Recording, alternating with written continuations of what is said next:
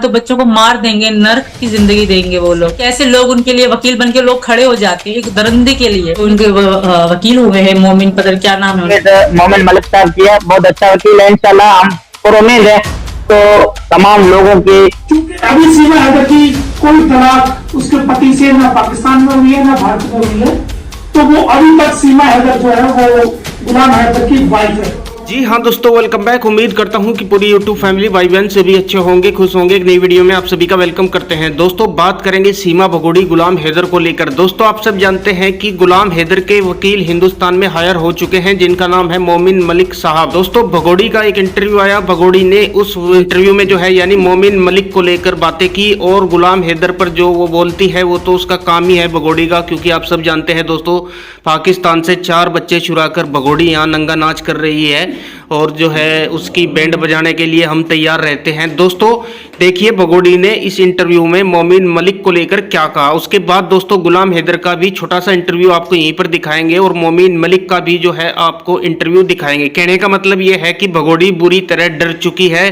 क्योंकि अब भगोड़ी पाकिस्तान जाएगी और भगोड़ी के कुछ दिन हैं बस इंडिया के अंदर। दोस्तों देखिए यानी भगोड़ी ने क्या कहा, और फिर गुलाम हैदर ने। बहुत ही ज्यादा खुश हैं बच्चे। मेरे बच्चे पहले सहमे सहमे से रहते थे, तो बच्चे कभी मुंह से इनके मुतबाले पाकिस्तान का नाम तक नहीं आता। छोटे मेरे बच्चे मेरी जिंदगी है, और बच्चों की जिंदगी यहाँ पर है। वहां तो बच्चों को मार देंगे, नर्क की जिंदगी देंगे वो लोग।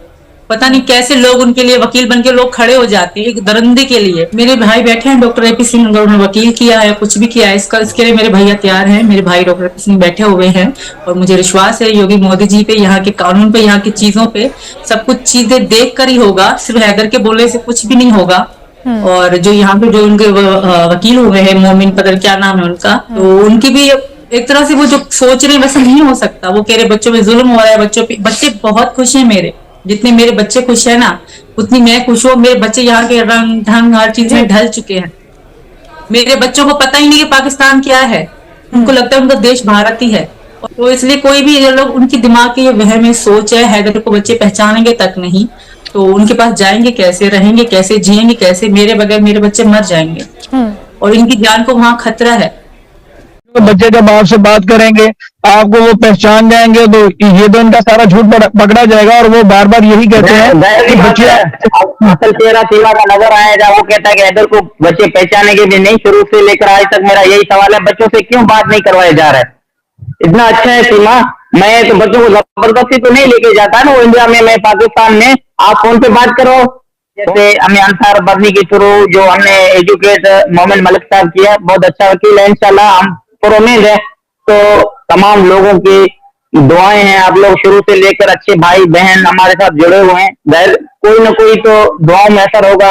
इंशाल्लाह उस 4 बच्चों की जिंदगी इस टाइम मुश्किल में है, तो इंशाल्लाह वो अब आसान होने वाले हैं अल्लाह की करम और फजल से। इंशाल्लाह सर हम अपनी कानूनी तरीके से, लीगल तरीके से हम कोशिश कर रहे हैं। इंशाल्लाह वो दिन दूर नहीं है, बच्चे आजाद होकर पाकिस्तान में आएंगे इंशाल्लाह। अल्लाह से हम पर उम्मीद है अपने रब पाक पे। पावर टोली ने मुझे भेजा है, आप देखेंगे कि गुलाम हैदर ने मुझे पावर टोली भेजा है केस लड़ने के लिए। वकालतनामा मुझे भेजा गया है, ये आप देखिए कि ये वकालतनामा है। और उन्होंने मुझे अंसार बरनी जी के कहने पर वकील अपॉइंट किया है, क्योंकि उन्होंने अंसार बरनी साहब से कहा था कि हमें एक भारत में वकील की जरूरत है जो इंटरनेशनल लेवल के इश्यूज को सही से डील कर ले।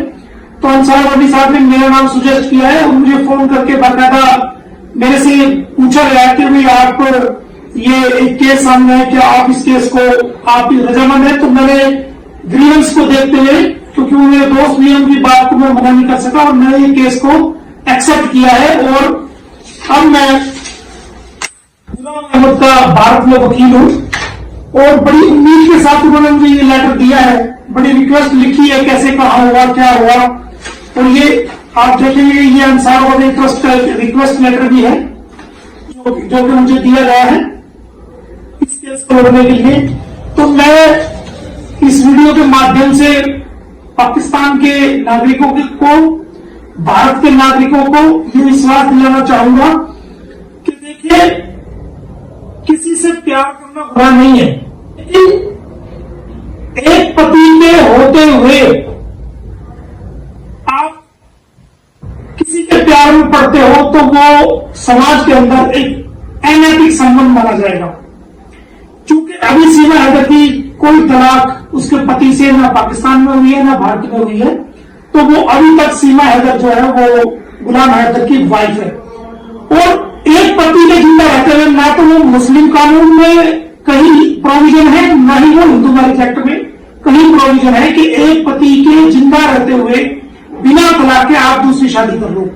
तो जो ये शादी सचिन से दिखा रही है, ये कानून की नजरों में बिल्कुल नल एंड वाइड है, इसका कोई औचित्य नहीं है और ये किसी प्रकार का रिलेशन नहीं है।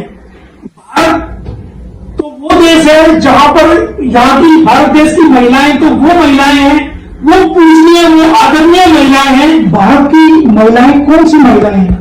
भारत की वो पूजनीय महिलाएं हैं, वो एहतराम के काबिल महिलाएं हैं, वो इज्जत के काबिल महिलाएं हैं कि अगर एक बार जिसको पति मान लिया, जिसके साथ सात फेरे ले लिए या जिसके साथ निकाह हो गया, वो पति चाहे कितना भी जुल्म करे, लेकिन वो हमेशा भारत की जो महिलाएं वो हमेशा पतिव्रता रहती हैं। अपने पति के अलावा किसी गैर आदमी, किसी गैर मर्द की तरफ देखना भी गवारा नहीं करती, चाहे उन पर कितना भी जुल्म हो जाए।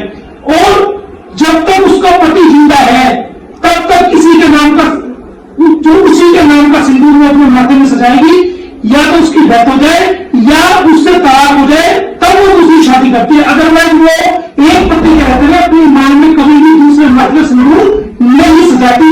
ये भारत की संस्कृति है। दूसरी बात, भारत की महिला वो महिला है कि अपने पति के प्राणों को, जो कि एक महिला का पति एक्सपायर हो गया था, उसके प्राणों को यमराज लेके जा रहे थे, तो यह वही भारत की महिला है कि यमराज से अपने पति के प्राण वापस ले आई थी। प्यार करना गुनाह नहीं है, लेकिन हमारे भारत में ऐसी गंदी संस्कृति नहीं है। हमारे भारत में अच्छी संस्कृति है, बहुत ही बेहतरीन संस्कृति है। या अगर तुम्हें सचिन से शादी करनी थी तो सबसे पहले तुम्हें पाकिस्तान में जाके तलाक लेना चाहिए था। यह पहले तलाक लेती, उसके बाद उसके नाम पर सिंदूर जो है अपने माथे में डालना चाहिए था।